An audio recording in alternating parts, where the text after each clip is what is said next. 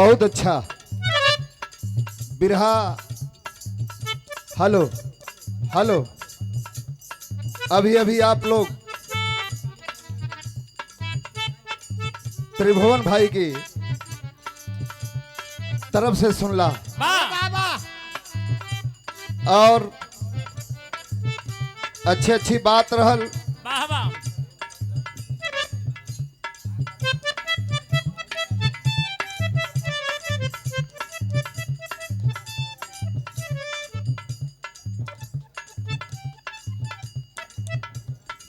इधर से ककहरा से वंदना भैल, उधर से ककहरा से वंदना भैल और एक छोटा सा मैंने गीत गाया।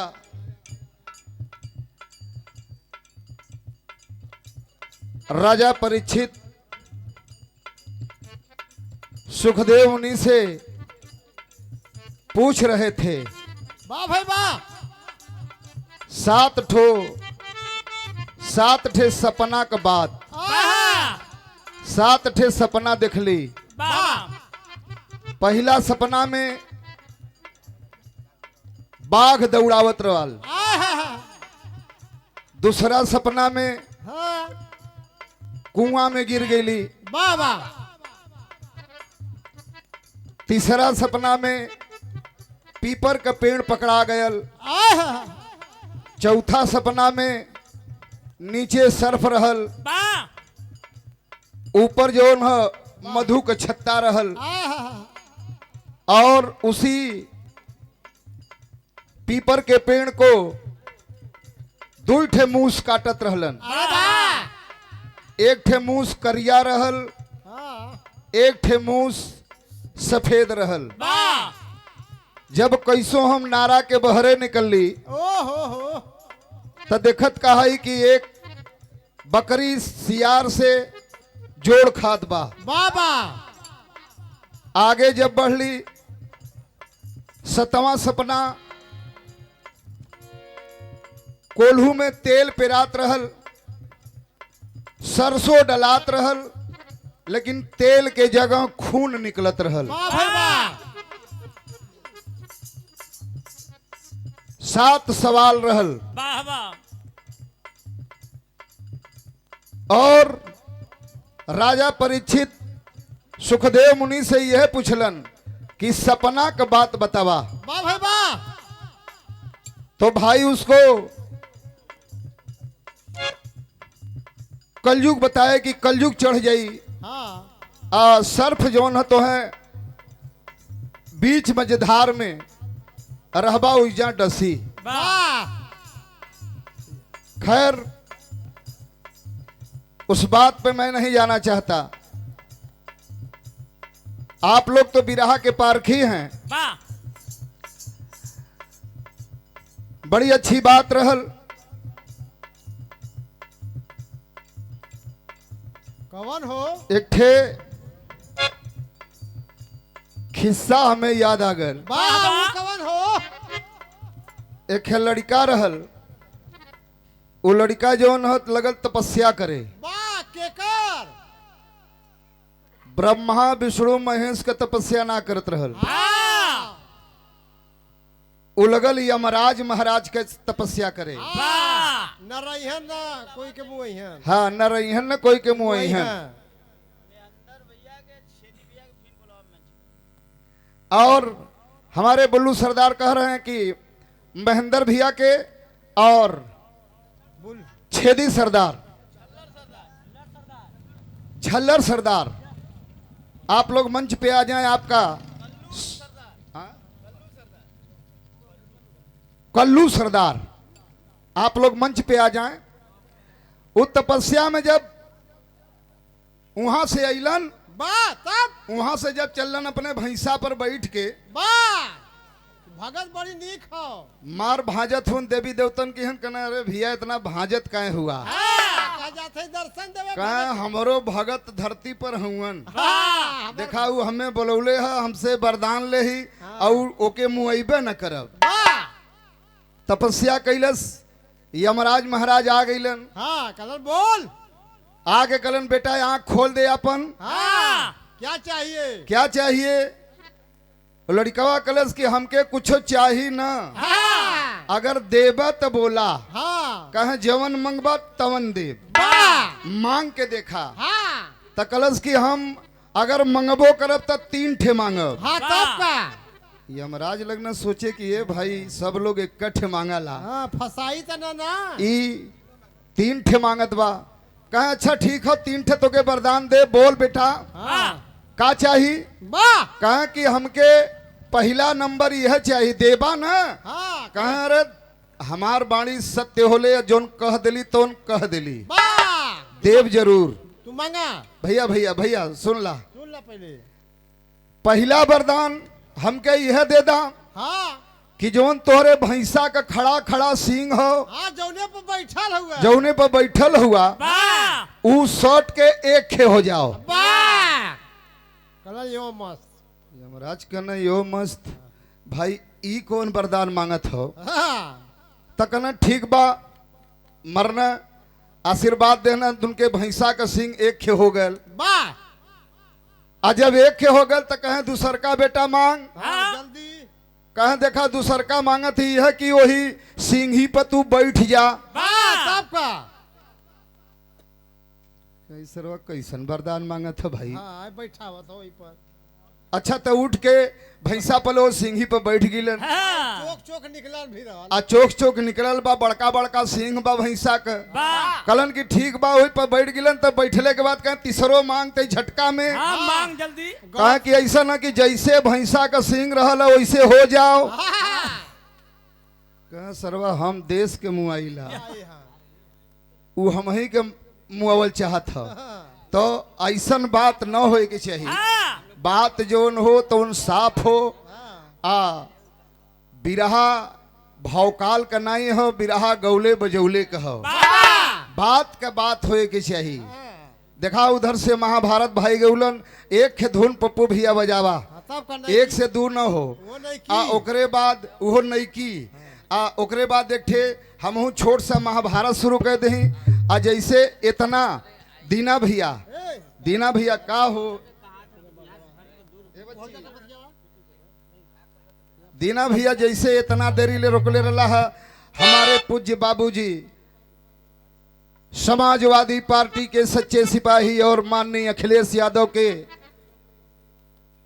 कदम से कदम मिलाकर चलने वाले बनवारी नेताजी बाबूजी को जब इतना देर से रुके हैं तो हमार सुन के कदर तब्बे जइहन। हाँ तब का? जवाहिर बाबू से भी हाथ जोड़ के विनती हो और उन्हों से हो।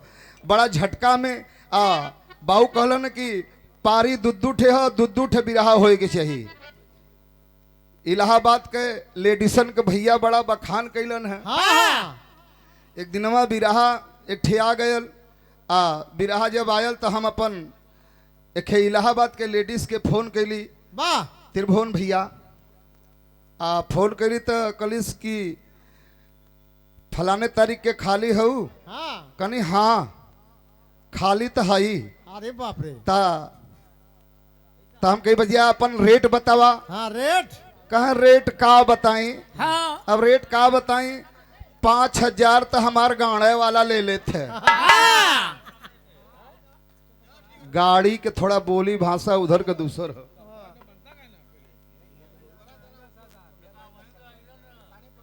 हाँ गार ले जा दुकान पर। ये देखा 200 रुपया पुरस्कार अखा चौराहा महेंद्र सरदार आपके तरफ से बहुत बहुत चरण में प्रणाम बा।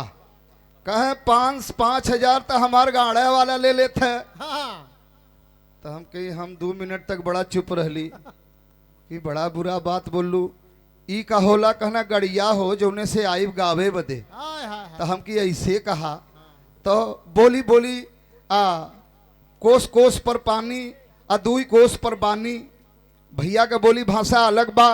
हमार बोली भाषा थोड़ा बनारस से मिलत जुलत मिर्जापुर का रहला। धानापुर शहीद गांव से सतेंद्र गिरी धानापुर शहीद गांव से 20 रुपया पुरस्कार भैया के बहुत बहुत पलगी। भैया आवा कहाँ गिला? स्वागत करे वाले लोग स्वागत करें। भैया लोग ना गिलन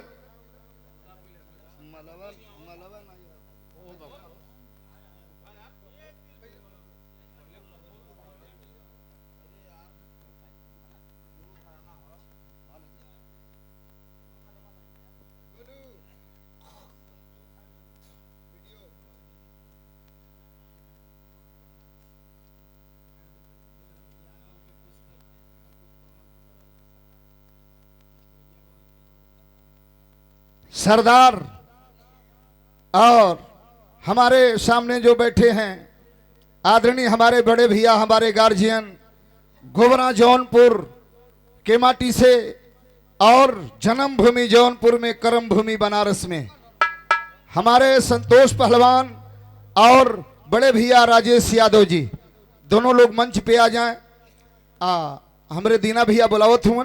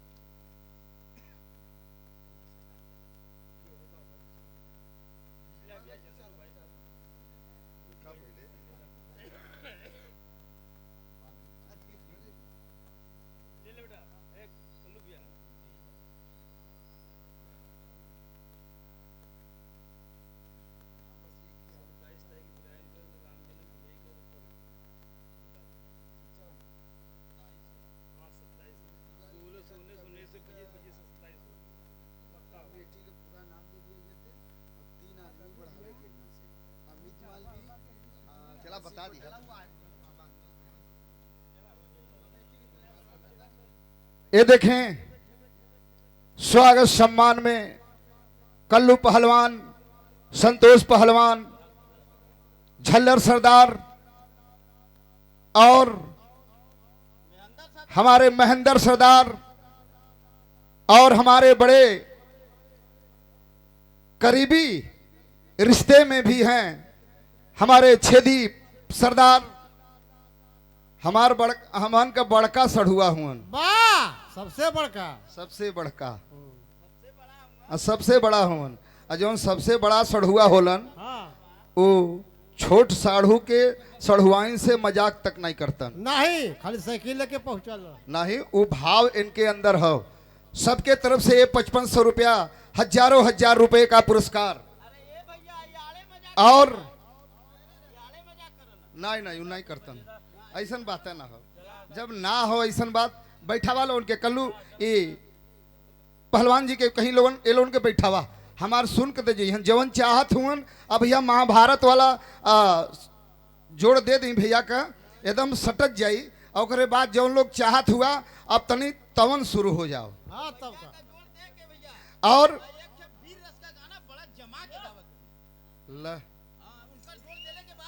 ला जोड़ दिले के बाद हम सोचे थे कि अब तनी ले चलिए उधर काशी कश्मीरी महलिया से ककनिया तो के ले। अच्छा अब वीर रस हुई तब कहे कि ककहरा बंदी छंद अलंकार पिंगल का नाव लेते रहा लोगन। हमन सोचले कि कुछ सुनाए के जायल जा आयल बढ़िया बनारस त। पहला बात हमरे त्रिभुवन भैया, इस समाजवादी सफा ना हो, ये अड़गड़ानंद महाराज, अड़गड़ानंद महाराज का जब दर्शन करने के लिए राष्ट्रीय अध्यक्ष जी आए तो अपने गरे का गमछा उठा करके उनको ऐसे पहना दिए और कहे कि जाओ जाओ पूरे दुनिया में विचरते रहो। देखा जम्मू कश्मीर में भी चुनाव होता वहां भी सपा लड़ल, बंबई में भी चुनाव होता वहां भी सपा लड़ल। अब सपा खाली उत्तर प्रदेश का पार्टी नहीं है, पूरे भारत के वो पार्टी हो गई। तीसरे नंबर पर जो है सपा का नाम आ रहा है। और इतना ही नहीं, ये महाराज जी का गमछा है, अड़गड़ानंद महाराज। सतेशगढ़ आश्रम से ये गमछा मिलता है और सबको प्रसाद के तौर पर बांटा जाता है। पहली बात मास्टर तैसा कोनो धुन बजा दा, धुन बजा के आवा एक ठे बिरहा सुना दी झटका में। और 27 तारीख के दौलतपुर में 27 तारीख के दौलतपुर में बिरहा रखल है। आदरणीय बिरहा के सम्राट हम लोग के गुरु विजय लाल यादव और बिरहा के बादशाह राम जन्म जाबाद जी नौगढ़। इस 27 तारीख के दौलतपुर में बिरहा रखल है और जंगी मुकाबला है। जंगी मुकाबला वहां जरूर आप लोग सुनिहन। यहाँ के सुन लेवल जा कहना बा। आवा मास्टर।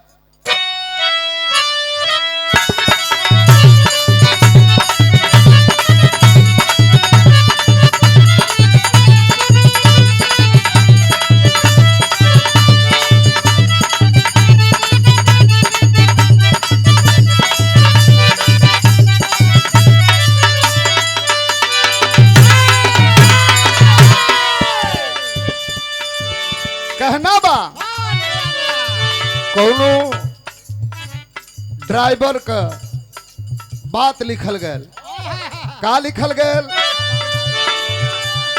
नया नया गाना का नया होठ लाली होठ चटत चटत।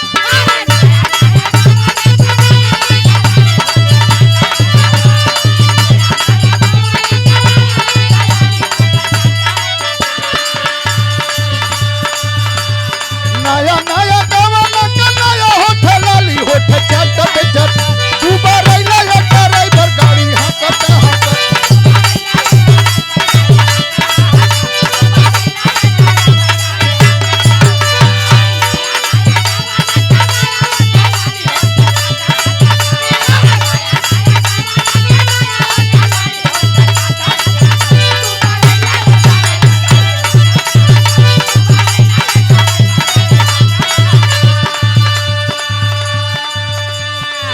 मेहरारू कहत है नया नया गवना के नया होठ लाली होठ चाटत चाटत। दू बरैला है ड्राइवर गाड़ी हाकत हाकत। और का मर्दा का कहत है का कहले?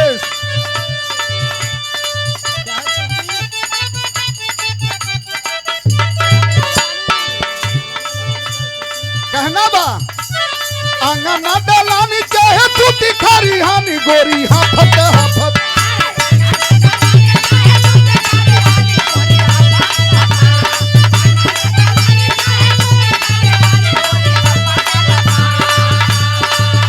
अरे आंगना दलानी चाहे टूटी खारी हानी गोरी लपट लपट। तू बरैलू या पतर को चपक चपक।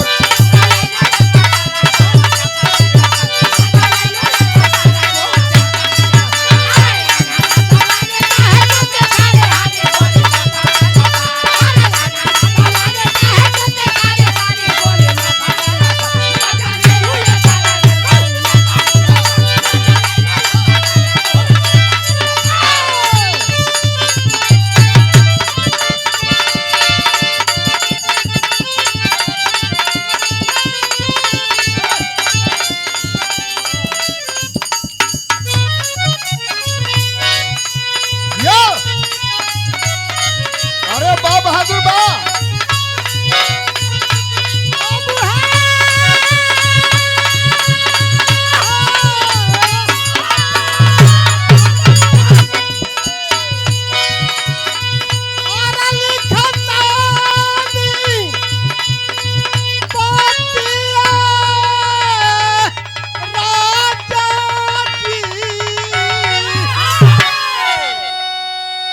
जियो जियो कौनो दुलही कहत था उठत दर्दिया ए राजा जी लिखत तनी पाती ए राजा जी। कौन पाती लिखत हो?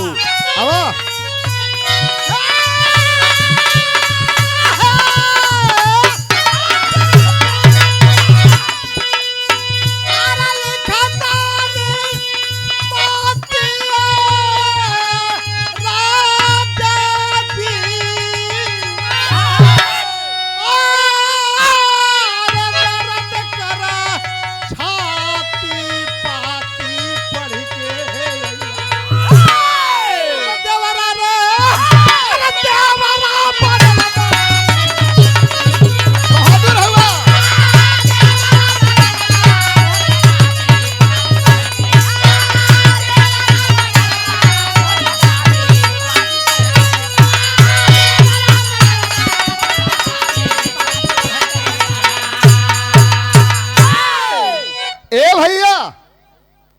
कहाँ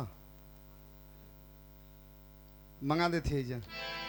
हाँ हाँ हाँ, शांत रहा शांत रहा शांत रहा शांत रहा शांत रहा जाती अब उनके विराह के जोड़ देवे ता सब शांत रहा तोहरा के तरह दिन भर जूता सिए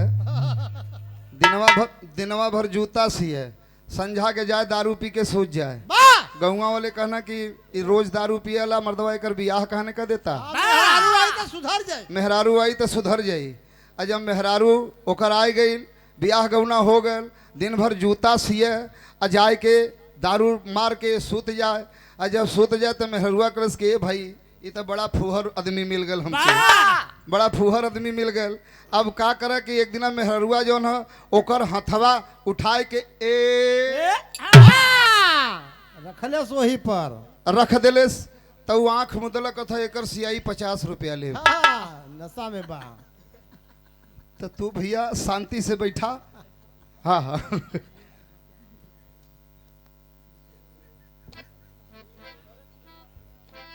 ये देखें 500 रुपए का पुरस्कार हमारे गार्जियन बड़े भैया आप माननीय राजेश यादव केराकत जौनपुर के माटी से, जिनका जन्म भूमि जौनपुर में और कर्म भूमि बनारस में। भैया के तरफ से बहुत बहुत चरण में प्रणाम बा, सुंदर पुष्पहार और 500 रुपए का पुरस्कार है। आवा मास्टर।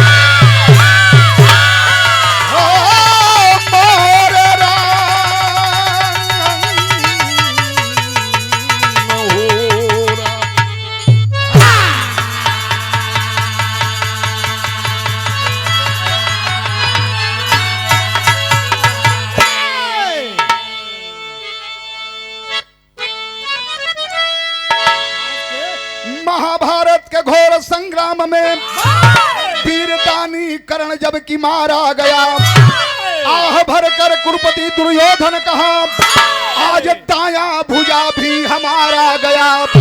शोक संपित है दल दोनों दल के ही जन, पांडव भी दिन बिताते थे उपवास में। सनपदू चल के डोली चली मस्त चल, द्रौपदी बैठ थी आज ही पास में।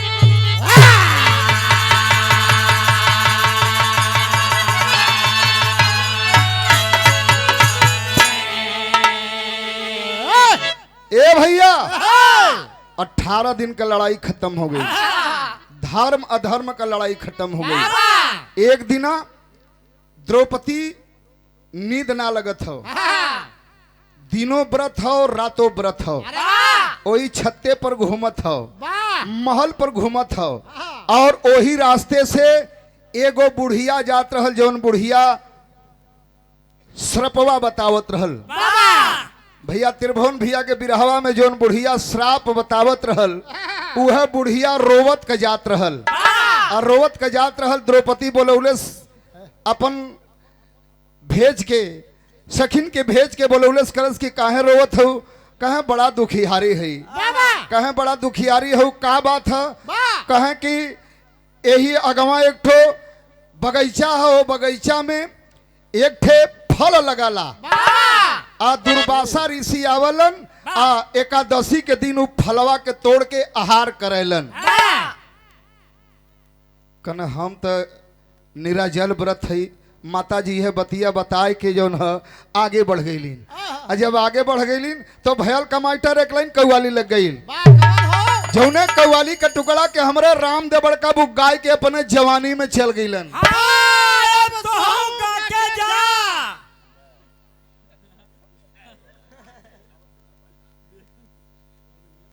अच्छा आदमी हुआ लोगन, लइका परानी कुल हमार अभी छोट छोट बनन, उन्हन के देखी बाप मेहरारू के हम लइकी लइकाई। अब हमारे मेहरारू के ही देखी, देख ले सकल। हाँ आंख जौन है ट्रैक्टर के बत्ती भइल जात है, जैसे ट्रैक्टरिया के बतिया के खोल दे तो हचांग दे हाथ घुस घुस जाला। आय अभी हमरे मेहरारू के देखी एकरे के देखी बा इनकर बाऊ लखी है नहीं वो खाली बाणे बुढ़ती में का कहियो मड़ई में झूठा खोखत हुवन। ए भैया भाई गौलन काबे में तेरा जलवा काशी में नजारा है, हमें वो भी प्यारा है हमें ये भी प्यारा है। एक बात भैया छोड़ दिलन, इधर रामदेव बड़काबू गाँव है लेकिन बुल्लू बड़काबू उठे तका गाँव है। कैसे मास्टर? कैसे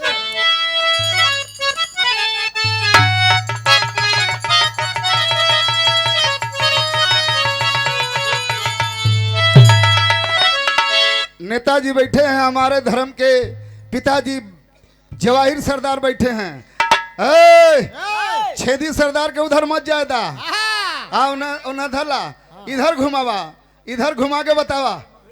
अभी टाइम नहीं वाला भैया। छेदी सरदार के भेजा मंच पर, इधर राजेश भैया बोला थुवन।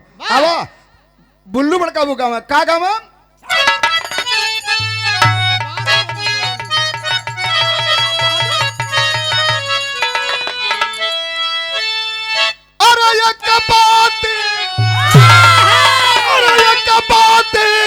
कहूँ सजनी गठियाला चुनरिया में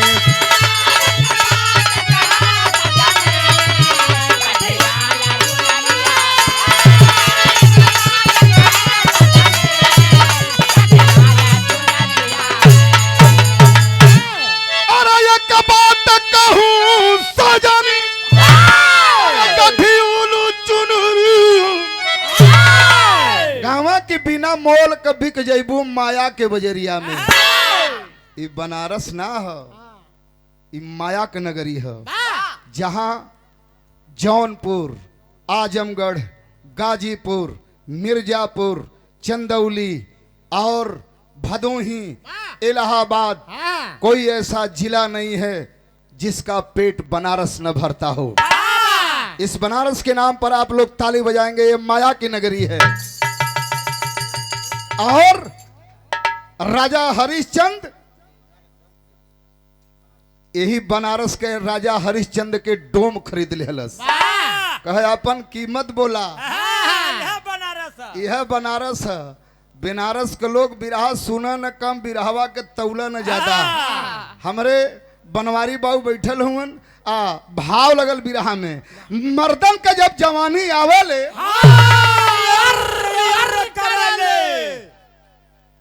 ये लोग बतावत उनकी मर्दन के जब जवानी आवेले तो अर्र करेले।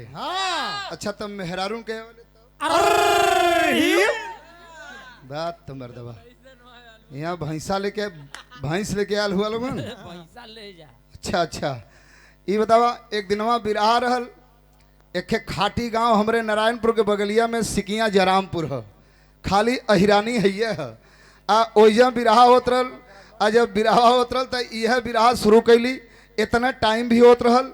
जब बिरहा शुरू कैली लोग कहना अर्र हिउ बाबा, तबले यूं मोट के गोजी एक बुढ़ऊ दादा लेके ए लंगे से ए लंगे, ए लंगे से ए लंगे घूमत बाना। हमके चचा कहीं जगह लेके बैठ जा, गाले दा गाँव घर का गवैया है, कहना बच्ची तू बबलू गावा कोनो बात ना है, हम तो ओके खोजत है जवन अर्र हिउ कहले से। हम कहली कि अच्छा तब चचा का भयल, कहे बताओ राती की कुल भैंस जौन बनल इन हमारे 21 ठे और मले 3 ठे खड़ी हो गई इनका अर्र हिउ सुन के। अब बताओ राती के नर देथिन उन्हन के लेके हम कहाँ राती के जाई, ओके खोजत है। तो ऐसन है कि दीना भैया के भी बगले में अड़ार हो, हाँ बांस लगी बजे, काम वह करा लोगन जो नीक लगा। अब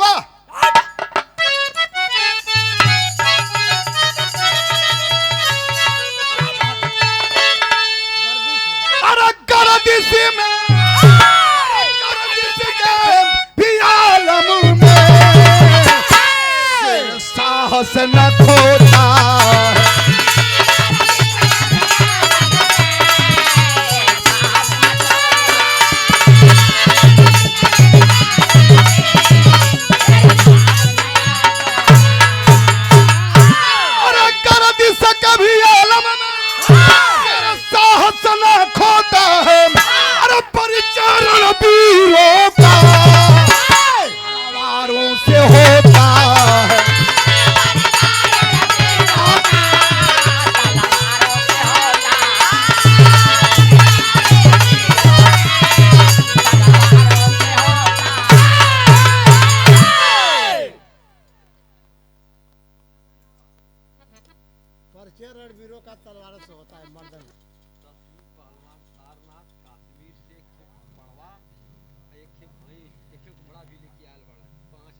अच्छा 10वीं पहलवान कहाँ से? कश्मीर से। कश्मीर से 10वीं पहलवान। एक ठे घोड़ा और एक ठे पणवा वाह कश्मीर से लिया हूँ हाँ 5 लाख रुपया में। वाह पड़वा से 2 बच्चा होई। नहीं मतलब काहे ना पैसा भारी नहीं है। पैसावा भारी रह के का करी। हाँ कितना बच्चा इन्हें गई ना।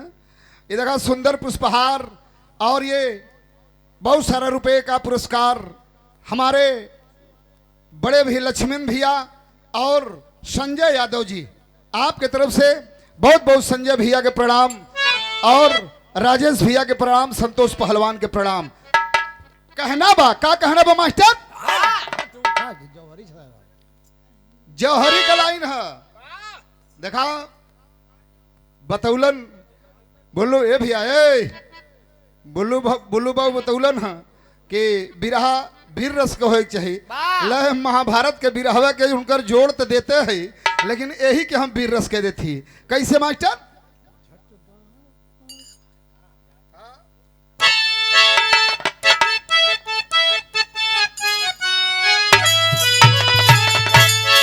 कहना बा अरे झट बाण पार्थ संहार दौड़ी फलना नप कर कैसन हुई आकाश बाणी जना पड़ी पर कर फल दूर नहीं थी कोई वरना होगा फल तुझ का जब बगियान मायंग फलना मुनि अंग तपेद को होगा परिणाम भयंकर।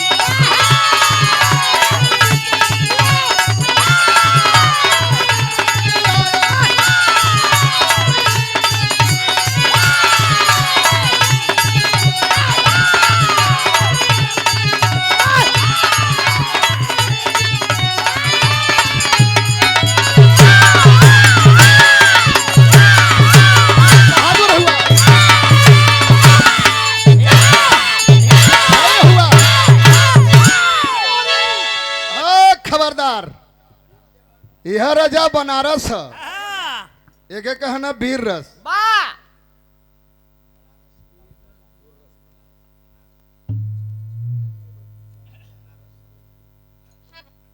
ये बनारस है वाह हेमन केतनो पानी डलबा कबो बिगड़बे ना करी।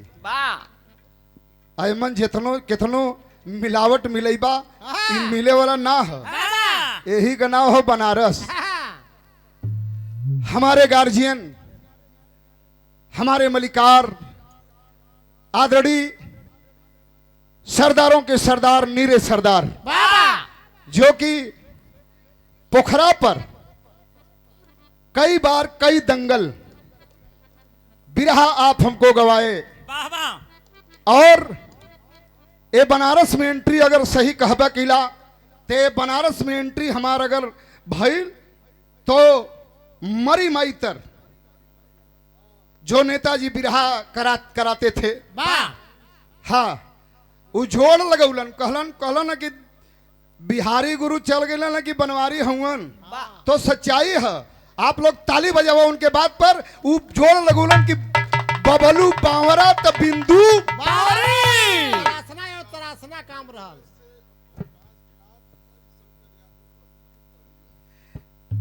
हरिशंकर यादव जी कवि जी पहाड़िया रेलवे अवकाश प्राप्त हाँ अच्छा दिया नमा बजा नमा बाजे बाजा के बिना वह तो नेताजी के यही से रोकले है। हाँ नेताजी के रोकले ही हमारे बाबूजी भी हुन तैसा बिरहवा पर बिरहवा गावे के होता। हाँ नहीं अब उनके एक पूरा कह ही बस झटके में पूरा करब और बाद आपका बतिया रखब। और ये देखें 500 रुपए का पुरस्कार और फरमाइश एक दिन कहे पिया से प्यारी सैया माना बात हमारी, एक दिन हमें घुमावा चला पिया परदेश, बजनवा बाजे बाजा के बिना, जरेला जहां तेल बिन बाती कह दिया नवा। फरमाइश हो कि यह गाना एकरे बाद होए के अब वह होबे करी, आप चिंता न करें।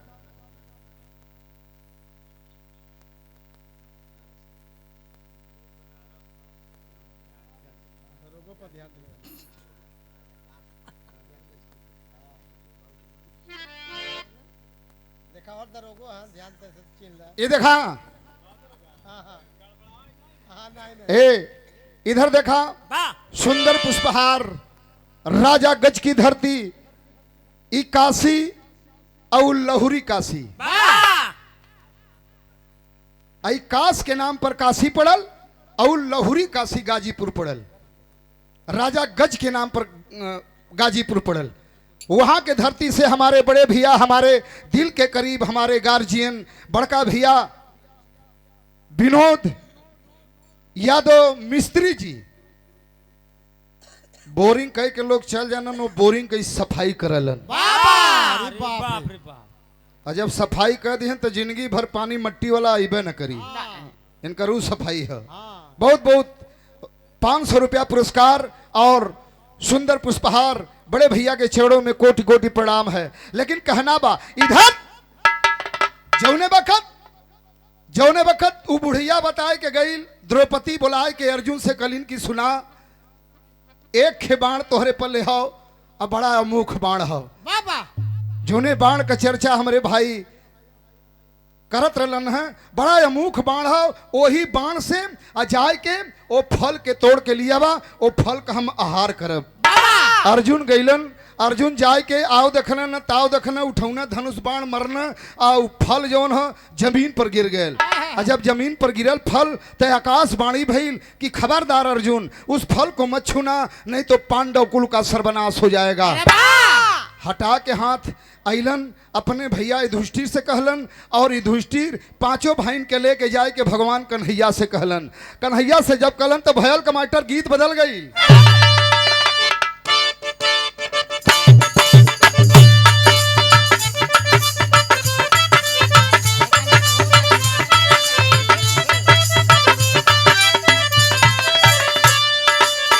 वह गीत का लाइन है, पीछे पीछे या जब मोरे चांद के लाई रे,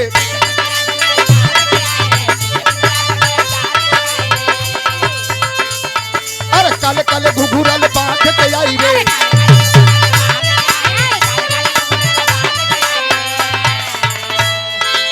एके ये छोड़ दा भाव पर अपने आवाज, बिरहा के भाव पर धुन तो सभी लोग सुन ले हुन, लेकिन कहना बा का कहना बा भाव में लिखल गया, सुन के धर्मराज जी के विनय प्रकाश हो,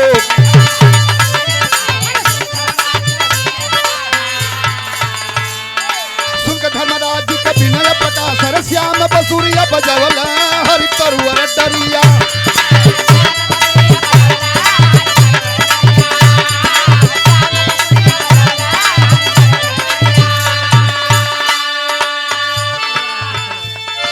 प्रतिमा से लागे एक फल डरिया, खस भोर हरिया के खस भोर हरिया,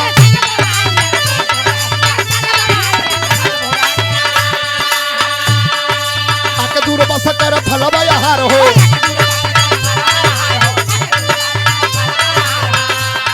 अरे एक दूर बस कर फलवा हार, श्याम बसुरिया बजवल हरि तरुअर डरिया।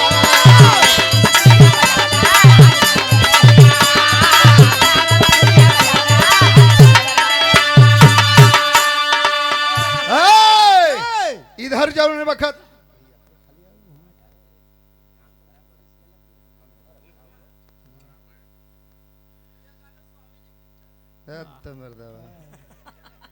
तोहार भक्ति छछाइल है, सुबेरवा चल चले हमने के संग में, हमन के संगवा चल चला तो हम छत्तीसगढ़ पहुंचा दे। वही ना 15 दिन के बाद आया, और 15 दिन के बाद आया, वो आश्रम में रहा। गाल हुआ तब अब हमसे तुमसे बतियाई कि हम भी रहा गई। हाँ बुलाई दीना भैया के। हाँ इधर सुंदर पुष्पहार और 500 रुपए का पुरस्कार हमारे गार्जियन बड़े भैया संजय भैया वाह चकिया जीरहू की धरती से। आय हाय हाँ जीरहू देखा थे हम जीरहू गिरहू न हो वीर अरे दीरहू उनका नाम दीरहू है तो लोग बताओ तो गिरहू दीरहू ओकर नाम हो गांव के वहां हम विराग उले हाँ दिरहू में दिरहू अब बतावा दरिया दिरहू बा बगला में जौन है ओ भभौरा बा रामपुर बा कुल सटला गौआ न है। संजय भैया के तरफ से ये पुरस्कार बहुत बहुत चरणों में प्रणाम है। जनता जनार्दन हर भैया बाबुलोन के पलगी बा। लेकिन कहना बा इधर भगवान कृष्ण से पांचों भाई कहलन और जब पांचों भाई कहलन ता भगवान कृष्ण कहलन कि काम तो बड़ा बुरा कह दिला अर्जुन तू। हाँ वो फल के मरला जमीन पर गिर गए और जब जमीन पर गिरल वो फल ता अब वो फल जौन है सटी कैसे आ दुर्वासा ऋषि काल अहन तो वो फल के आहार करिहन तोड़िहन एकादशी के दिन आवेलन और एक दिन फल खाए के 1 महीना तक रहलन। अब कैसे सटी पांचों भाइन के भगवान कृष्ण लेके ओइजे अइलन जहां फलवा गिर रहल भयल का मास्टर तेरी कलाइन बा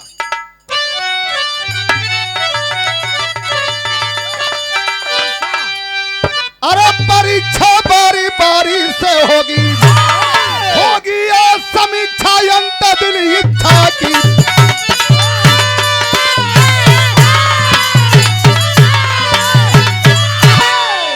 परीक्षा बारी बारी से होगी होगी या समीक्षा अंतः दिल इच्छा की।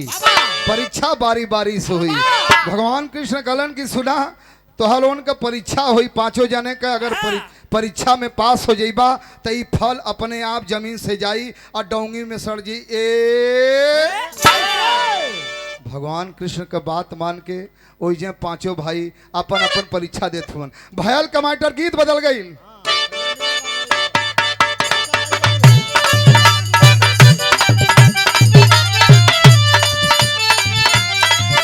उह गीत का लाइन बा सया मिलल बा ड्राइवर का चलाई गाड़ी हो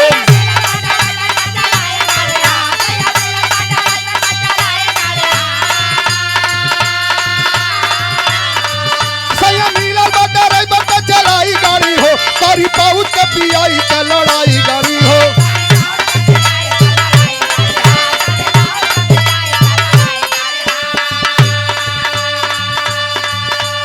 गीत बा लेकिन बिरहा में भाव लगल कहना बा का कहना बा बदला शुरू चाहे चंद का या गिनिया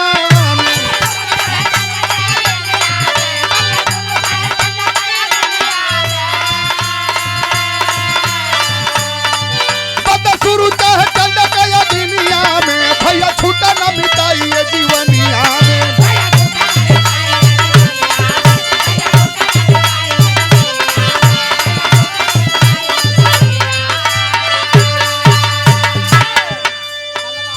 भगवान कृष्ण कहलन युधिष्ठिर से युधिष्ठिर कहलन कि भैया हम तो जीवन भर यह सोचली कि हमन पांचों भाइन के प्रेम बनल रहो कबो बिगड़ा ना तबले वो फल चल दिले बा उठ गल बा जमीन से भयल काम फलावा जमीनिया से और दूर जाई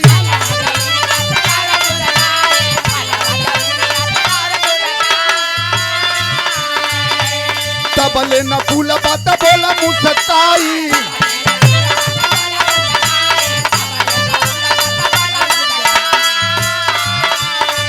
भैया बीत गया सेवा और रहनिया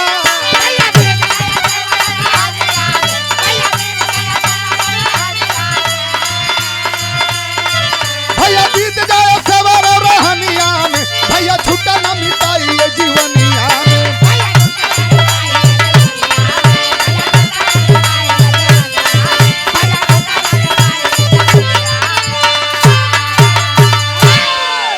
इधर देखा चारों भाइन पांचों भाइन के बात होता और जब बात होता तब बात फल जौन जमीन से उठे लगल और जब उठे लगल तो भयल का मास्टर गीत बदल गई।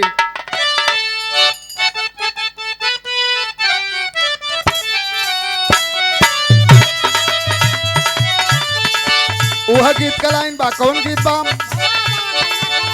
अरे कवन करवला ये पियव घरे बैठवला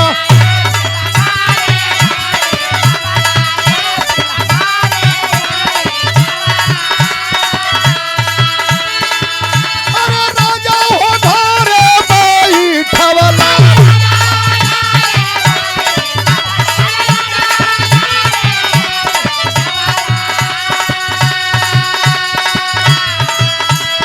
अपने तगैला ये राजा जी है अपने तगैला ये राजा जी पूरा भी हो पानी दिया है अपने तक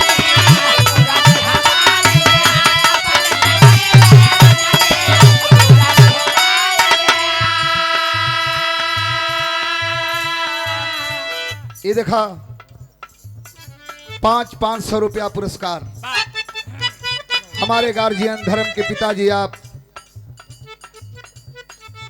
बनवारी लाल यादव नेताजी और सरदारों के सरदार जवाहिर सरदार पांडेपुर चौराहा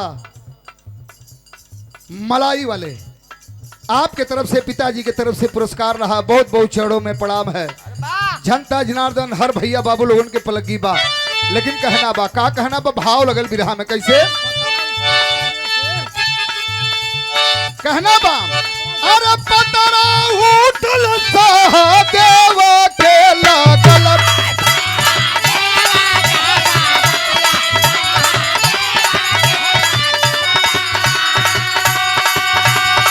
अरे तन में सगुन के अचरम तन में सगुन के अचरम सहदेव लागल बात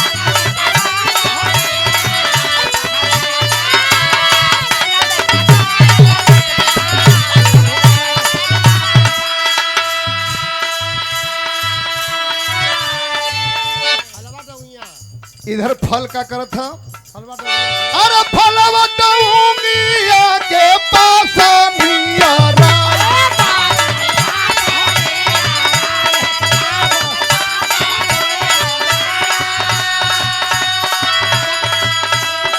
अरे तबले पारी पंचाली का घयल बाटे आई इधर जौन बा पांचों भाई अपन अपन परीक्षा देत हुवन पांचों भाई परीक्षा देत हुवन कलन की सुना भगवान कृष्ण कन्हैया जी अपने माया के दिखावत उन कलन की ये बतावा कि पांचों भाई जो न परीक्षा देत हुवन परीक्षा में फल जो न जमीन से उठल है और जाए के डोंगी से एक बित्ता के दूरी पर हो एक बित्ता के दूरी पर हो तबले भगवान कृष्ण कहलन कि सुना अब तक एकदम सटही वाला हो लेकिन अर्जुन भीम नकुल सहदेव सब लोग कथुन की आखिरकार फलवा जौन है डोंगिया में जाए के सटल कहे नहीं करना कि एक जने का वही पारी बाकी है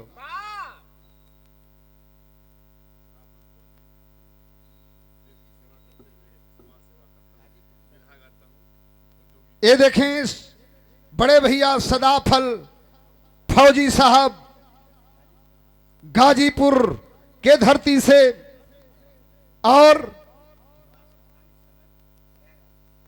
निवास स्थान इस समय प्रयागराज में है और सीआरपीएफ कैंप में ये ऐसे जवान हैं जेके लोग बतावलन दिखाई असली हीरो हुवन रियल हीरो हुवन और फिल्म वाला जौन हुवन को नकली हीरो हुवन अगर असली हीरो कोई हो तो हमारे देश के जवान हैं ये असली हीरो हैं ये रात भर बॉर्डर पे जागते हैं तो हम अपने परिवार के साथ चैन की नींद सोते हैं जिस दिन ये बॉर्डर पर जागना बंद कर देंगे हम आप चैन से सो नहीं पाएंगे चैन से रह नहीं पाएंगे हम चाहते हैं कि फौजी साहब के नाम पर आप लोग जोरदार ताली बजाएं और आप कलाकार भी हैं जोगी गीत देखा गाना बजाना तो कहीं भी ड्यूटी लोग कह के अपन गाना बजाना के जगह शौक बा।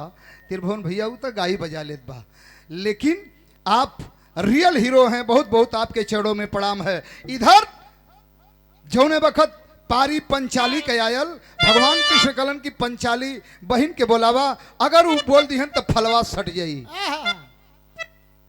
जौने बुढ़िया के श्राप से पंचाली फलवा मंगले रहलीन है, और वो बुढ़िया तो चल गई, लेकिन पंचाली फलवा तोड़वा देहलीन। अब वो पंचाली के बोलैबा तो वो फलवा सटी, लेकिन भयल का मास्टर गीत बदल गई। कौन गीत बा? और ये सुंदर पुष्पहार और बहुत सारा रुपए का पुरस्कार बड़े भाई की तरफ से बहुत बहुत चरण में प्रणाम है। अब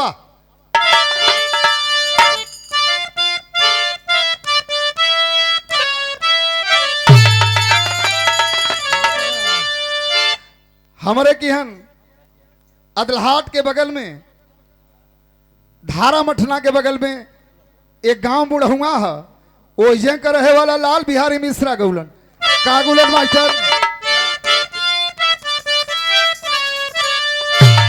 उहा गौलन।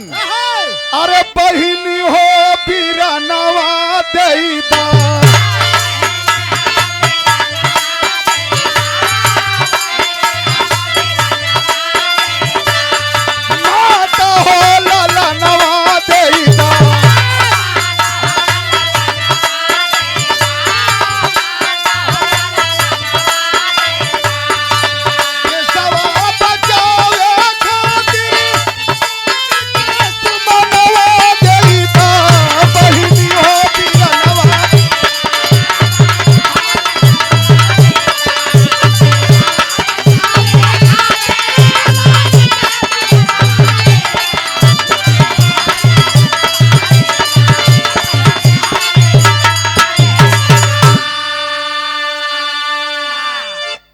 देश बचावे बदे जोनी फौजी जवान हुन, देश पुकारत है, भारत माता पुकारत है।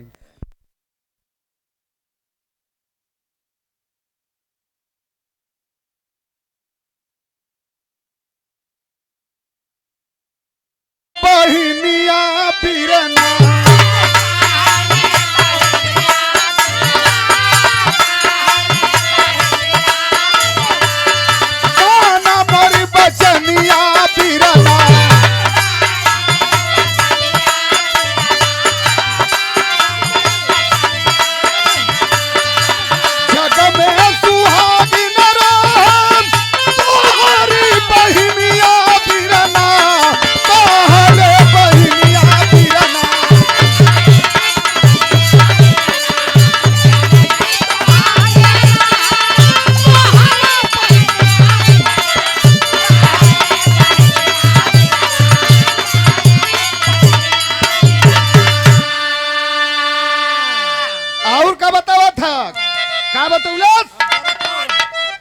अरे पर पर छाई पर पर छाई पर पर पर पर छाई पर पुरुष कटनवा हमरे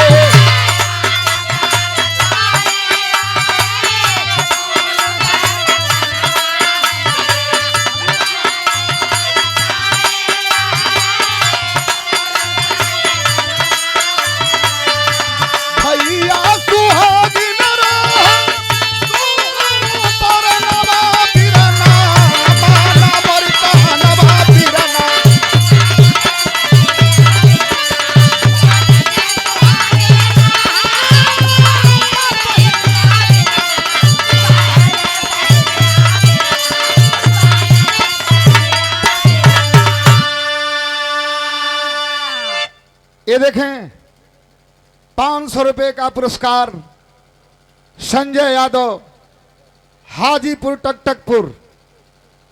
संजय यादव हाजीपुर टकटकपुर हमारे मामा जी हैं। मामा जी के चरणों में कोटि कोटि प्रणाम है। आप जहां भी हुआ मंच पे आ जाए, आपका स्वागत हो, सम्मान हो। बहुत बहुत प्रणाम बा। लेकिन जो ने बखत इतना बतिया द्रौपदी कहलस कि सुनाम 5 पति के बाद पराये पुरुष का परछाई भी हमरे ऊपर ना पड़ल। इतना बतिया सुनते ये पंचो फलवा ऊपरा जौन गरल दाएं से जमीन पर गिर गल। जब जमीन पर गिरल तब पांचों भाई लगलन कांपे। जब गनगन गनगन कांपे लगलन पांचों भाई। और जब पांचों भाई कांपे लगलन तो भयल का मास्टर भाव पहपट में लगल।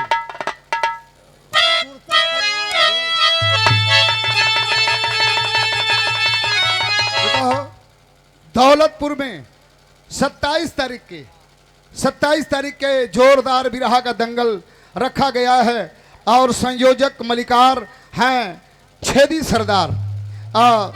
बिरहा के सम्राट हमारे गुरु विजय लाल यादव और गुरु राम जन्म जाबाद जी, दोनों लोगों का बिरहा है। भाव पहपट में लगल।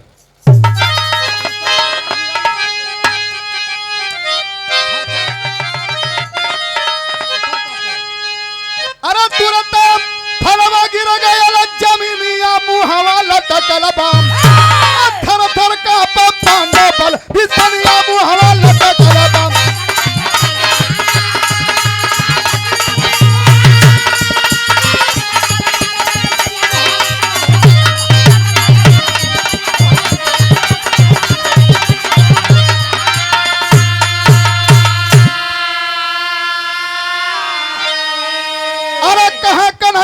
तू बहना कुछ भी ना छुपावा हो और दिली तमन्ना दिल का अपने खोल के बतावा हो।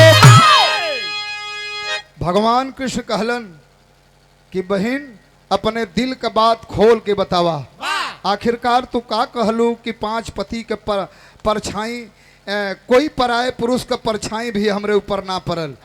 5 पति के बाद दूसरा छठवां कोई के ना पड़ल तो ई फल गिर गयल।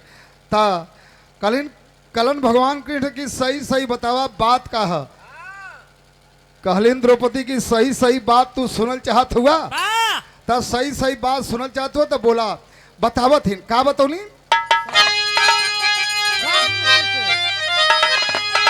अरे श्राप मुक्ति से ये बाप बचानिया मुहवा लटकल बाम। थर थर का पांडव बल बिसनिया मुहवा लटकल बाम।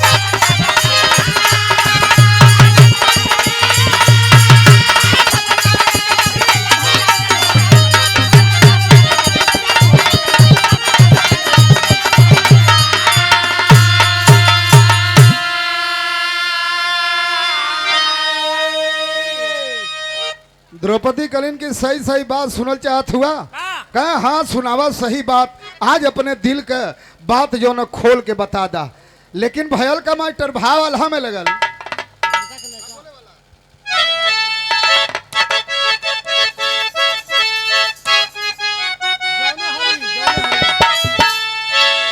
अरे जवन घर चिड़िया अरे खिंचाते रहल पपिया भाई।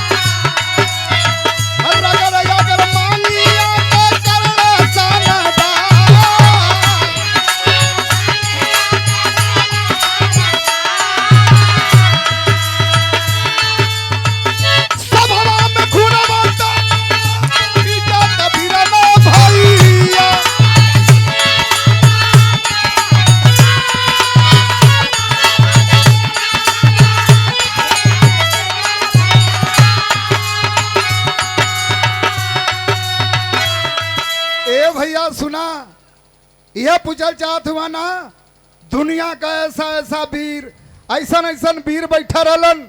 वैसन सभा न द्वापर में हुआ न त्रेता में हुआ न कलयुग में होगा और न सतयुग में हुआ। ऐसा सभा, ऐसे ऐसे वीर बैठे थे, ऐसे ऐसे सुरमा बैठे थे। 5 पति के बाद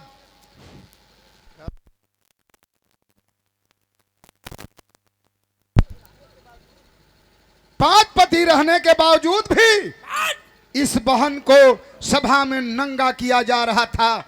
5 पति हमार सियार बन के बैठे रहलन, बिलार बन के बैठे रहलन। और इतने ना अगत जौने वक्त सूत पुत्र कह करके आप कर्ण के जौन स्वयंवर से निकाल देला, इतना बतिया द्रौपदी कहले तबले फलवा जमीनिया से उठे लगल। जब फलवा जमीनिया से उठे लगल, उठत उठत उठत उठत और का बतावत बा, कहना बा कैसे, अरे रनमा में होता रहल खाना खाना पलवा भैया,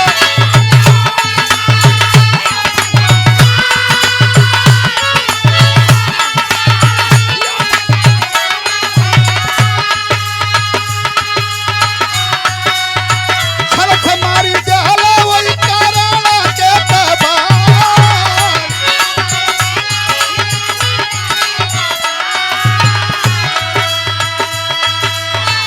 रथवा के पहिया जबनी पिरनवा भैया,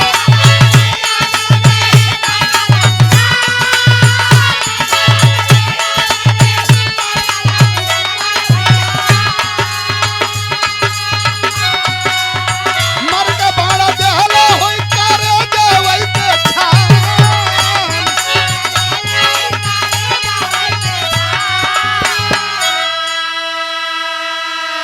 इतने ना ए भैया, और सुना भगवान कृष्ण से द्रौपदी बतावत है, कलश की सच्चाई सुनल चाहत हुआ।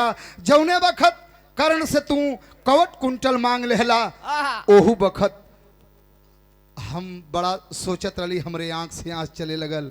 इतना ना ए भैया, आप गैला रण में और अर्जुन से और कर्ण से जब लड़ाई हो रहा था, बाण पे बाण चल रहा था, कर्ण का जब पहिया धंस गयल और कर्ण के जब पहिया धसल निहत था कर्ण पर, यही अर्जुन से जब तू बाण चलवौला, ओकरे करेजा में जब बाण धसल भैया, तब वो हमरे आंख से आंख चलत रहल, काश मेरा पति कर्ण होता, काश मेरा पति कर्ण होता। इतना बतिया सोचत रही भैया। इतना ना ए भैया, जब पहिया धसल बाण लगल हो और तू ब्राह्मण के भेष पकड़ला और अर्जुन ब्राह्मण के भेष पकड़लन, ब्राह्मण के भेष में पकड़ करके जब आप गईला और जा करके कर्ण से कहला कि कर्ण, मैं सुनता हूं कि तुम सोना दान करते हो, 1.25 मन सोना रोज दान करते हो, आज इन ब्राह्मणों को सोना दान नहीं दोगे?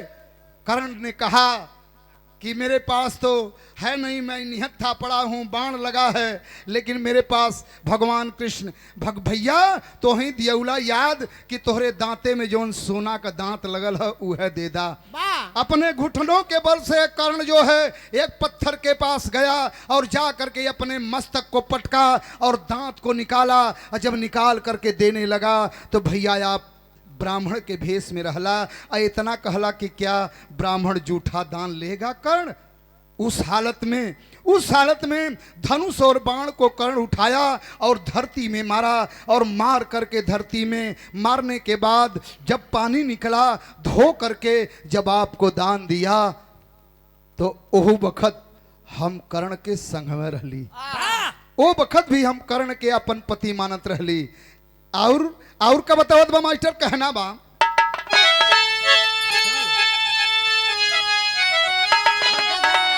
वह बात है। इधर बतावा था कैसे,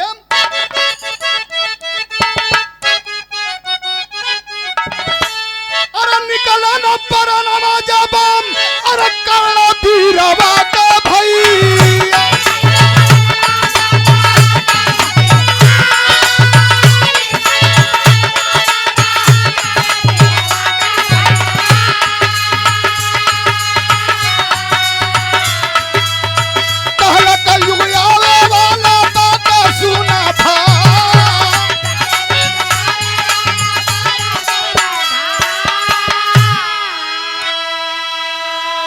कर्ण का प्राण निकल रहा है।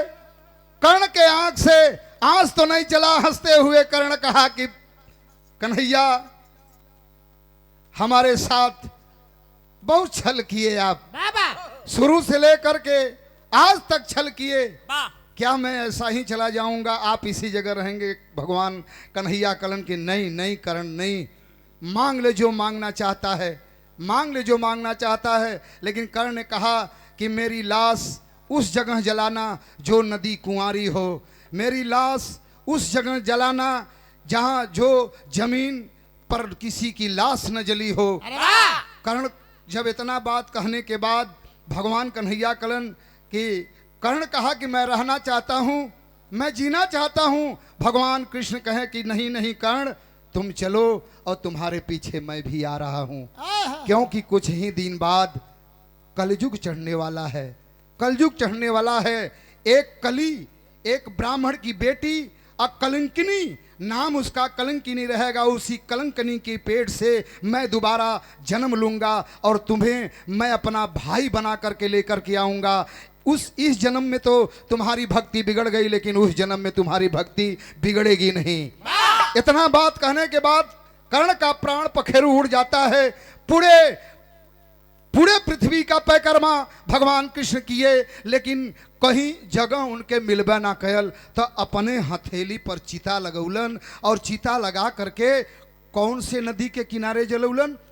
त्राप्ती नदी जो गुजरात में बहती है।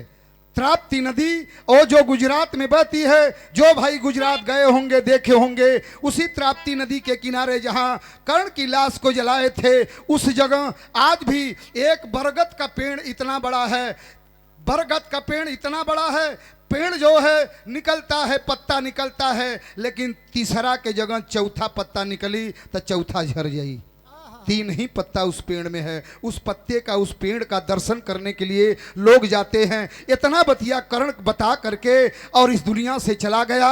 और जब ने बखत सत्य बात द्रौपदी जब बता देहलीन, अब बतौले के बाद द्रौपदी जब बतौलीन तो इतना ना ये भैया वो फलवा जाए के डोंगिया में सट गयल। पांचों पति जो उन्होंने कपारे पर हाथ रख के कहना जेकरे जेकरे कारण जो हमन के बन का पत्ता खैली, ओही के संगे ऐसन हाल। खड़ी के लाइन लगल मास्टर।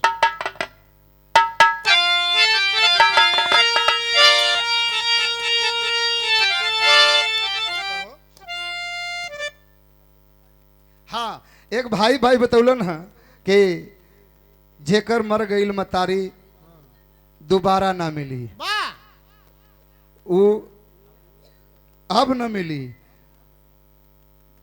अब न मिली ये भैया, अब न मिली। जेकर मर गईल मतारी अब न मिली। लेकिन एक बात और सुन ला, इहो हो, इहो सत्य हो। का कहना बा मास्टर?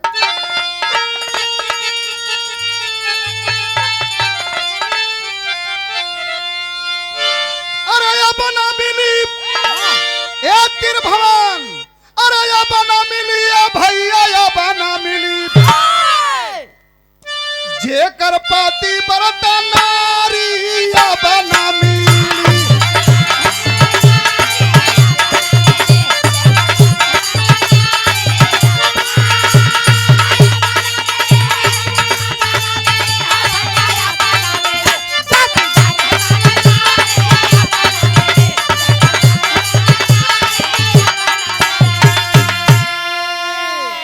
पतिव्रता नारी अब न मिली। हाँ। पतिव्रता जो औरत है, पतिव्रता और औरत जो होती है, वो इस धरती पर अब मिलने वाली नहीं है।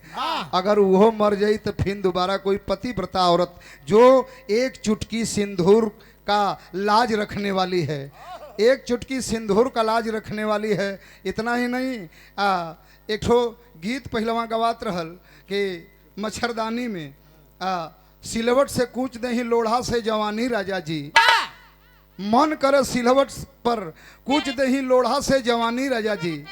एकर डुप्लीकेट मन गौली कि चुटकी भर सेनुरा का लाज बस हम ढोवत तानी रजऊ। बोला बात कवन बोला बात कवन हम बुझतानी, करा न तू नदानी रजऊ।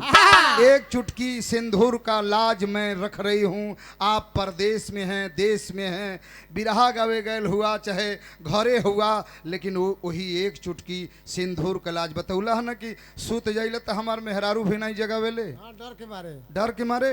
वो पतिव्रता है, वो हमारी भौजाई है, हमारे आप बड़े भाई हैं, वो पतिव्रता औरत है। वो सोचती है कि सो जाए, नहीं दूसर की रहत ना तो कैसों न कैसों खोद के तुम्हें जगाए दे। हाँ, हाँ तू सुता उसे ऊपर पड़ा से हमसे का लेना देना बा, वो चल अपन तू सुतबा तो कहीं चल जाई। हाँ, अनाई जे दूध उठ रखले है, जाके उसे पूछा कि 2 बजे ले खाली लहसुन छिलत हुए लोग। हमन ते एक ठे वाला है ये भैया, खड़ी कलाई ना भैया के बतिया पर बोल दिली है, वैसे हम इन्हें बहुत मानीला। बा कितना हो? बहुत अब रहे दा तू अंडे का बन बोलबा। हाँ मुसवा बिलरिया ई कुल पुरान हो गल है। आवा मास्टर खड़ी कलाई ना।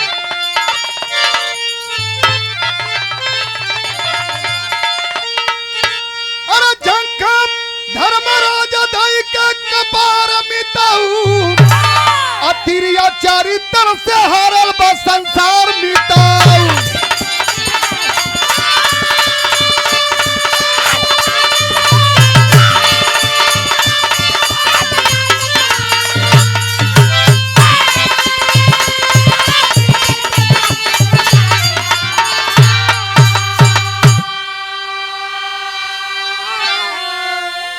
अरे जकरा कारण राज सिंहासन छूट गई राजधानी, छूट गए सब कुटुंब कबीला पहल रक्त जस। जेकरे कारण राज सिंहासन छूट गई राजधानी, छूट गए सब कुटुंब कबीला बहल रक्त जस पानी। पी पी दिनमा काटे बन मिहार मितऊ, तिरिया चरित्र से हारल बा संसार मितऊ। इधर जो है भगवान कृष्ण पांचों लोग के बतौलन, और द्रौपदी के बाद सत्य सत्य सुन करके वो फल जा करके डोंगी में सट गया। कहानी खत्म हुआ, कहना है खानदान का परिचय।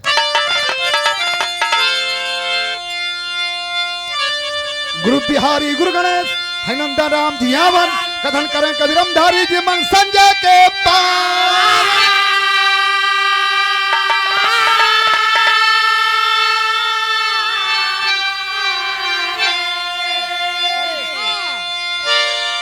गुरु बिहारी गुरु गणेश है नंदा राम जी यावन, कथन करें कबीरम धारी जी मन संजय के पार।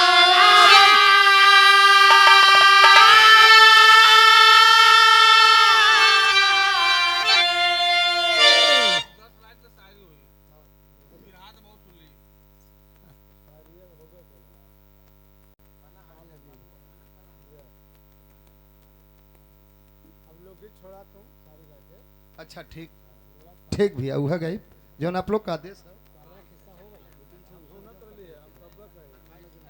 अब फरमाइश भी चर्चा कैलन है कि रामधारी गुरु जी के जौन लिखल है वह न बहू। अच्छा रामधारी कवि वाला जो लिखल है वह हुई एक छोटा सा लोकगीत है, और ये 500 रुपये का पुरस्कार हमारे गार्जियन हम लोग के अजीज हैं, बड़े भैया हमारे दौलतपुर के धरती से जो 27 तारीख को विजय लाल यादव राम जन्म जाबाज के यहाँ बिरहा रखा गया है। बहुत बहुत प्रणाम है। बैठा लोगन कुर्सी ले ला बैठा। अब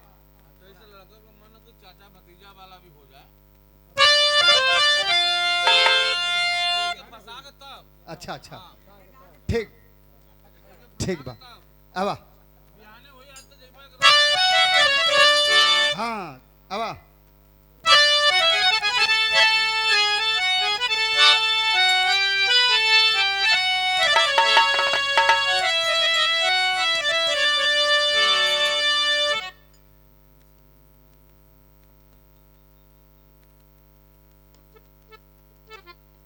अच्छा बाऊ के विचार है दूसर और तोहार विचार है दूसर। अच्छा ठीक बा और उनके बाद गवा जाई कहना बा। आवा मास्टर।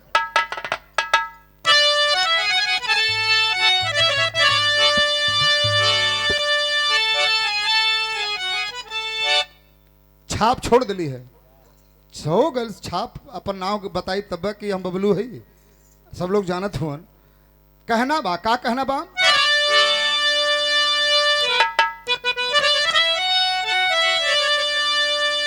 ऊपर से आवा दोहा से, एक दिन कहा पिया से प्यारा,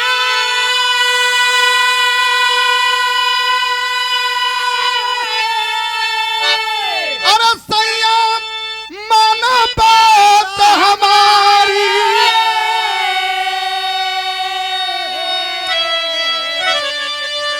एक दिन हमें घुमावा चला दिया परदेस।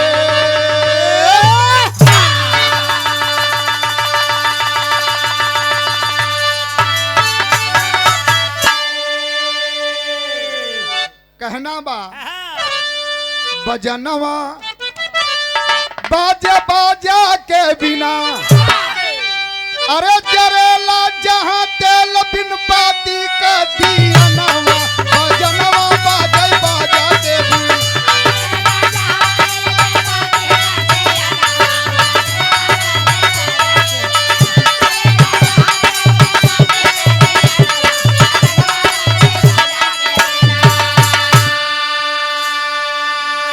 बारे लिखने वाले ने लिखा, कितनी अड़गुड़ी बात बा, बजनवा बाजे बाजा के बिना, जरेला जहां तेल बिन बाती कह दिया नवा। बजनवा बाजे बाजा के बिना, बाजा नहीं है, बजवैया नहीं है, लेकिन फिर भी बज रहा है। तेल नहीं है, दिया नहीं है, बत्ती नहीं है, लेकिन फिर भी दीपक जल रहा है।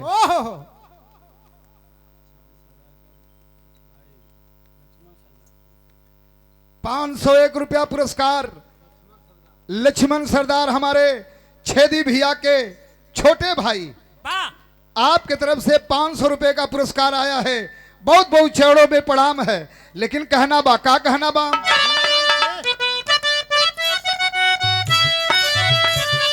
कहना बा बिना, हाँ, बिना आग का यकीन तो सूरज, बिना दाग का चंदा,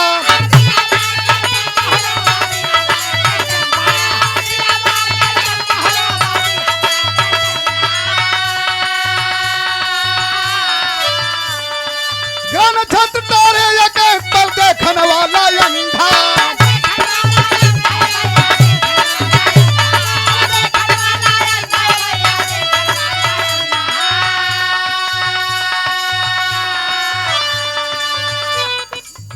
दिखाला जगमग जगमग जहवा बिन नया नवा, बजनवा बाजई बाजा के बिना।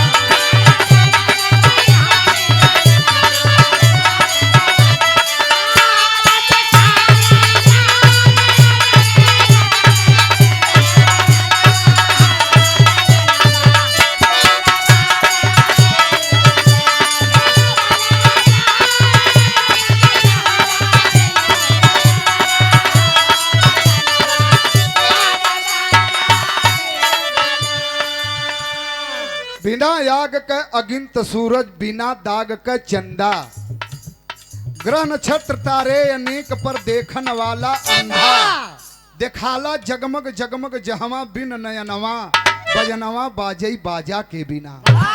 लिखे वाले ने लिखा है, सुने वाले प्रेमी सज्जन सुने। कहना बाकाम, अरे गंगा जमुना सरस्वती बिंद है बहा बिन पानी,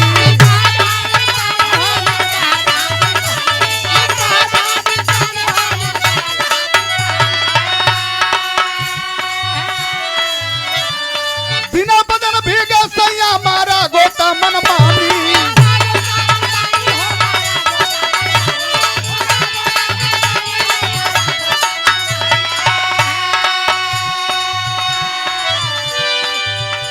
सुनाला ढोल मजीरा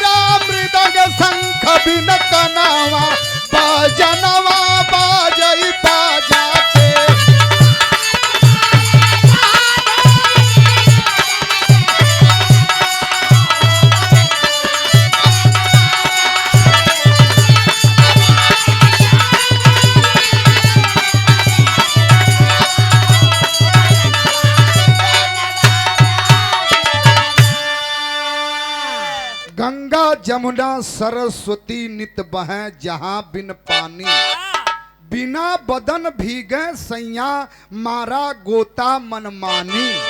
सुनाला ढोल मजीरा मृदंग शंख बिन कनवा, बजनवा बाजई बाजा के बिना। 500 रुपए का पुरस्कार हमारे बड़े भैया, हमारे गार्जियन छेदी पहलवान, छेदी सरदार के छोटे भाई लक्ष्मण सरदार, आपके तरफ से बहुत बहुत चरण में प्रणाम। कहना भाई आगे वाली लाइन में का लिखल गल भैया? जहाँ चले,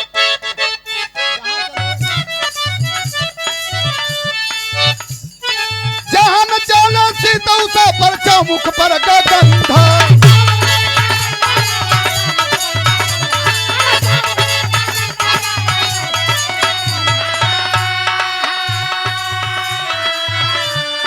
बसी उसा पर सीतौ समाला करता हो कर रंगा।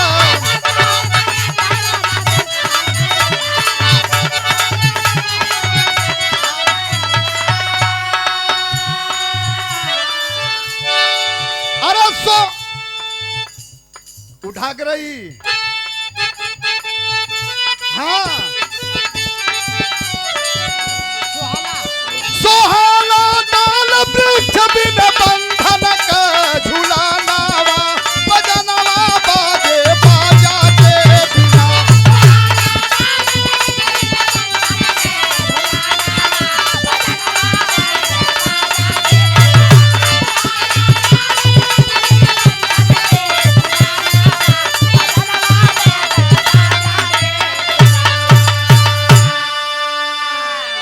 सुहाला डाल वृक्ष बिन बंधन क झुलनवा, बजनवा बाजई बाजा के बिना। आगे वाली लाइन में लिखल गल का लिखल गल?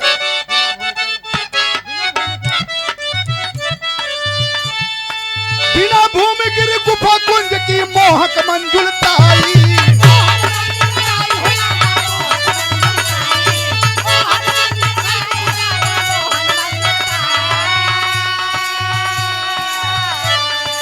कल्प वृक्ष कल काम धेनु नंदन बन की अमराई।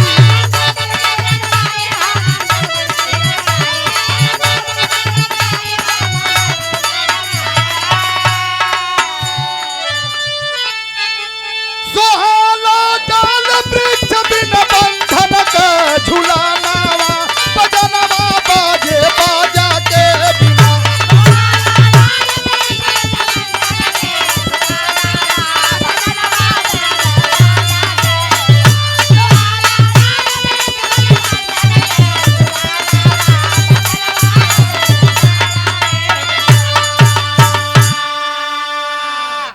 बिना भूमि गिरी गुफा कुंज की मोहक मंजुलताई, कल्प बीच, कल्प वृक्ष कल काम धेनु नंदन बन की अमराई।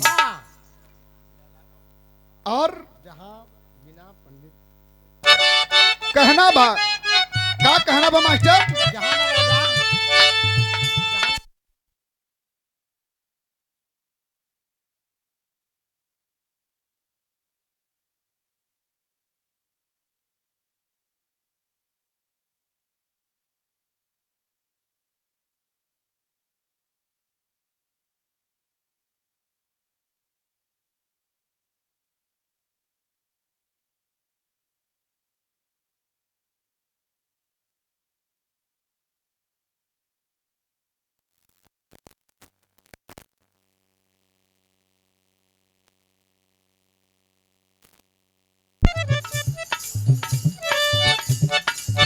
कहना है का कहना बाम?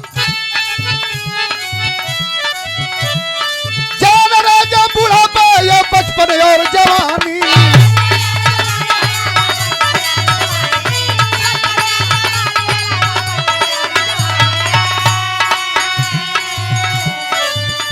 अरे जन्म मरण ना पूरब पश्चिम उत्तर दक्षिण ज्ञानी।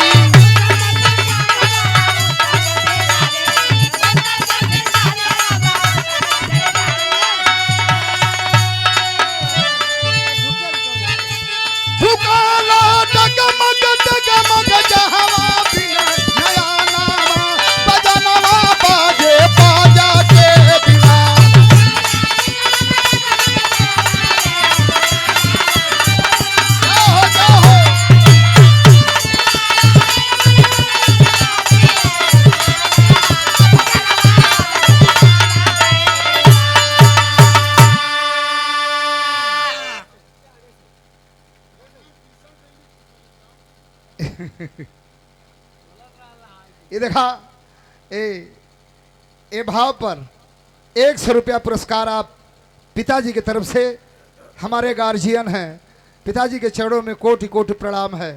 पिताजी ने ही गवाया था वहाँ पहाड़ियाँ में जो पोखरा पर बिरहा रहल, काशी कश्मीरी महलिया से ककनिया तोहके लेब, कड़ा करधनी कर्ण फूल कर वट के कटल कटोरिया लेब, खालिसपुर खैहा खाजा खुरमा खस्ता खरखोरिया लेब, गोविंदपुर गलसरे गले गुदगुदा के गोदल घोरिया लेब, घोगरानी गली के घुघरू घेरा दार घघरिया लेब, अंगा मने कुछ नहीं, चौक चला 64 चितवत लेब तोहे दुई चट्टी, चंचल चाटल करबू चेतगंज चटनिया तोहके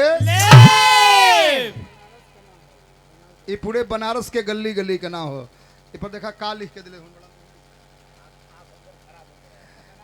और 100 रुपया पुरस्कार बजनवा बाजे बाजा के बिना। पिताजी के आदेश पर ये कार्यक्रम, ये गीत हुआ। बहुत बहुत चरणों में प्रणाम है।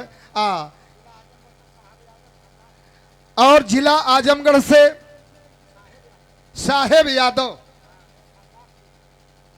सरदार स्वीट हाउस के मलिकार साहब, वर्कर ना हुन, मीठा बनावत हुन तो मालिक हुन। और सवेरे अच्छा वाला छेना जोन हो, हाँ बांध दिया, त्रिभुवन भैया के भी बांध दिया 1-2 किलो आहमानों के।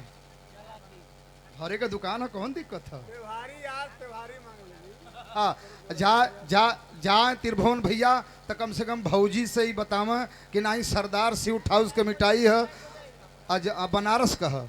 बनारस का बात जाए तो बतावा, खाली रसगुल्ला बनिया लोगन, हमारों में उन्हों में। बहुत बहुत प्रणाम भैया के। कहना बा आखिरी लाइन बा कैसे 27 तारीख के विजयलाल यादव और राम जन्म जाबाद जी का बिरहा 27 तारीख के दौलतपुर में हमारे बड़के भैया, हाँ अरे तो दौलतपुर देखा थे हम गईले बड़ी। अच्छा वही मंदिर पर, हनुमान जी के मंदिर पर हुई ना। हाँ दौलतपुर में बिरहा हो, आप लोग जरूर सुनियन। छेदी सरदार और उनके छोटे भाई लक्ष्मण भैया के तरफ से पुरस्कार 500 रुपया। बहुत बहुत चरण में प्रणाम बा। कहना बा का कहना बा,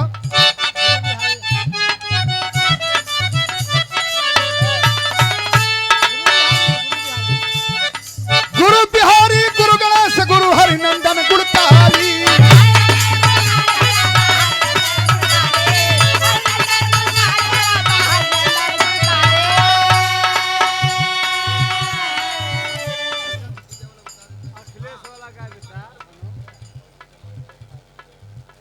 हाँ नहीं तो सब सुना देवे दे भैया। बड़ा बेकल हुन, बड़ा बेकल हुन लड़का का धुन हमन सुध जायल जी तो हमन के कुल ये टेंट फेंट लगावल जौन है कमेटी का ये कुल अथुआ हो जाई।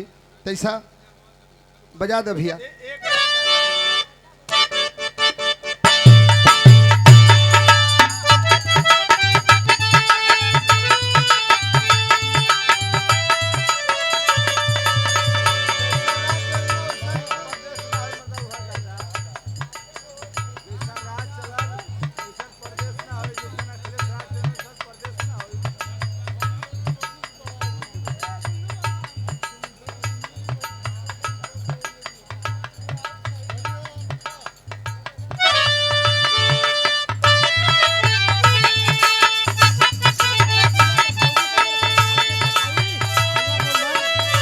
गीत बा कौन गीत है मास्टर?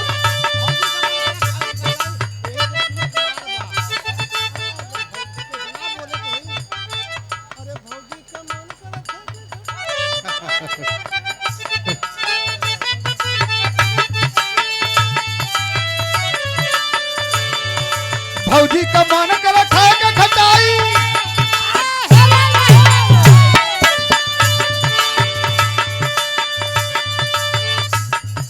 भौजी का मन कर रखा के खटाई, जगत तू बतला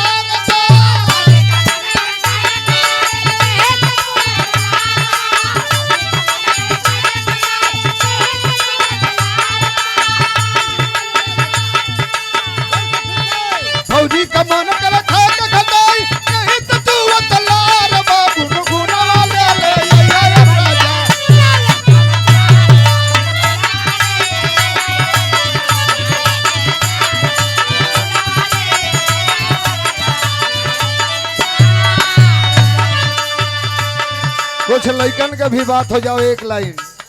माननीय अखिलेश यादव और उनके चाचा जी के विषय में बात लिखल गई। समाजवादी गीत कैसे मास्टर?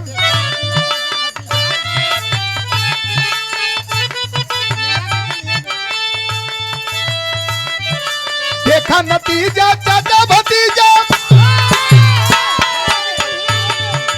देखा नतीजा चाचा भतीजा, बनक चले में अब की दिल्ली में हो, अब की दिल्ली में अखिलेश यादव खेली नया खेल अब की।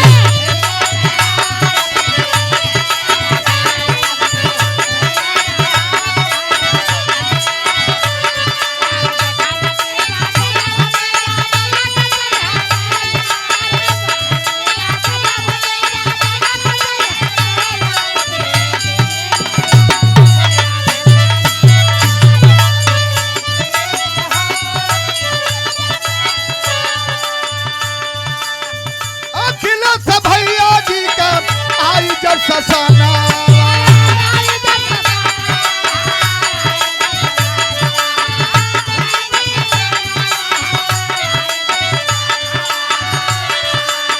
हिंदू मुसलमान खुश हुई है जवाना।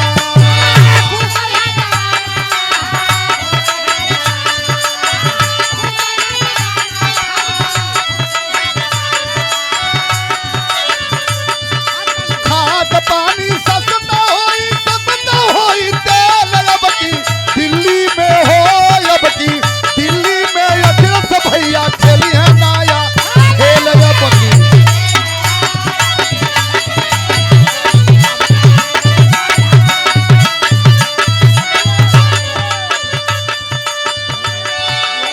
सत्ताईस बारे जाता बाट सरकार हो,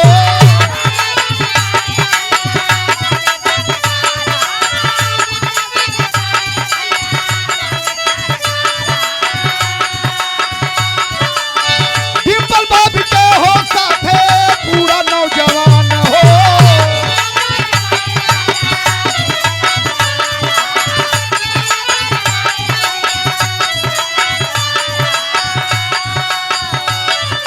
खाद पानी सस्ता होई तेल अब की दिल्ली में हो, अब की दिल्ली में अखिलेश भैया खेलिए नया खेल अब की।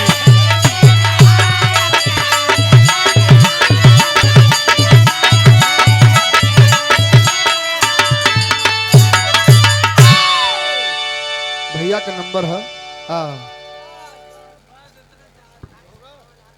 अब उधर से आप लोग सुना।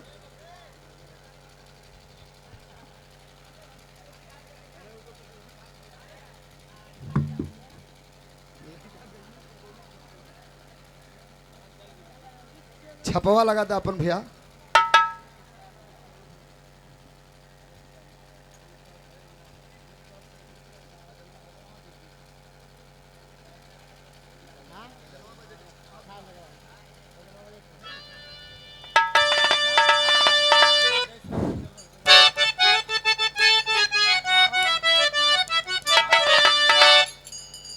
कहना बा का अरे गुरु बिहारी गुरु गणेश गुरु हरिनंदन गुणकारी,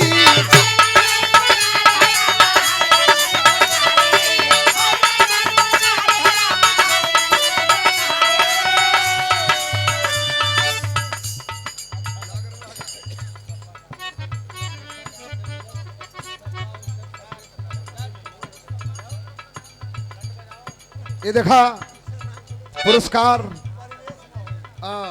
टोपी के साथ और 65 किलो वेट में 65 किलो वेट में पूरे पूर्वांचल में एक नंबर आया था लड़का आदित्य यादव। हमारे दीना भैया का आप सपुत्र हुआ हो नहार बिरवा के हो चीकने पात, और अपने वजन से जस्ट 3 गुना वजन जो है 190 किलो वजन उठाने का काम किया। ए लली हाँ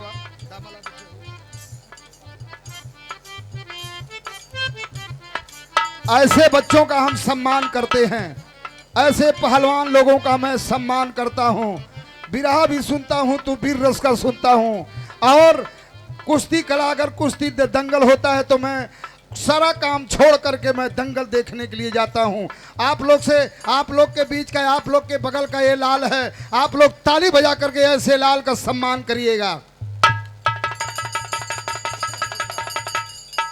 जहां रहा ऐसे ही गंगा जमुना की तरह बढ़ा, अब परिवार का नाम रोशन करा। यही सदगुरु महाराज से हमारी विनती और प्रार्थना है।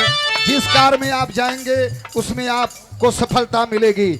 और ये टोपी और पूरे बनारस का मान सम्मान बढ़ाने का काम आदित्य यादव करेंगे। और कमेटी में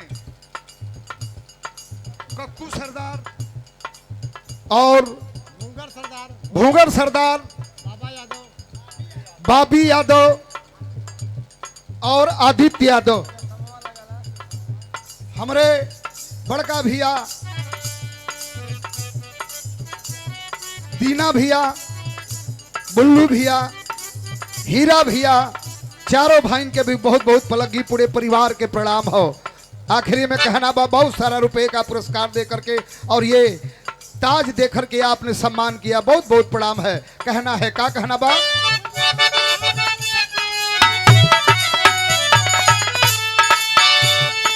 गुरु बिहारी गुरु गणेश गुरु हरिनंदन गुणकारी,